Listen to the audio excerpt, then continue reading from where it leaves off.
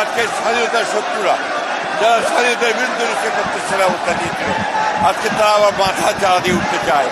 বাংলাদেশের মুক্তিকামী মানুষ, বাংলাদেশের স্বাধীনতাকামী মানুষ, বাংলাদেশের গণতন্ত্রকামী মানুষ তাদের সমস্ত ষড়যন্ত্রকে নস্যাৎ করে দিয়ে অবশ্যই বাংলাদেশের স্বাধীনতা সামর্থ্যকে অটুট রাখবে, গণতন্ত্রের প্রতিষ্ঠা করবে ইনশাআল্লাহ।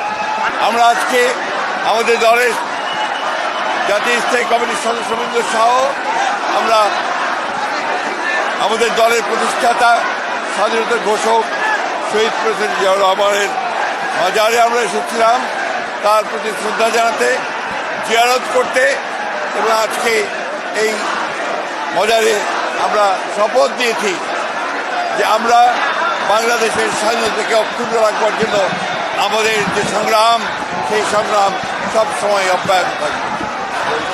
আমরা শপথ দিয়েছি যে আমরা বাংলাদেশের গণতন্ত্রের জন্য আমরা যে সংগ্রাম করেছি, লড়াই করছি, সেটাকে আমরা অবশ্যই অব্যাহত রাখবো, গণতান্ত্রিক রাষ্ট্র অবশ্যই প্রতিষ্ঠা করব।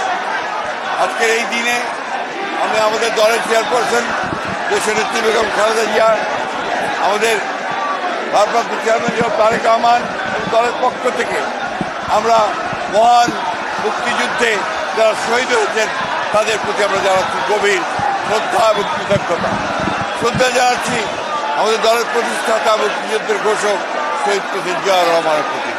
একই সঙ্গে আজকে আমরা পরম করুণাময় আল্লাহ তাআলার কাছে প্রার্থনা করছি, আল্লাহ তাআলা যেন এই দেশের প্রথম নারী মুক্তিযোদ্ধা এবং বাংলাদেশের গণতন্ত্রের অতন্ত্র প্রহরী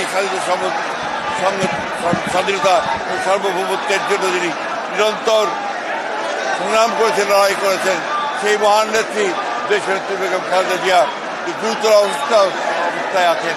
আমরা তার রোগ মুক্তির জন্য পরম করুণাময় আল্লাহ তাআলার কাছে আমরা দোয়া চাইছি।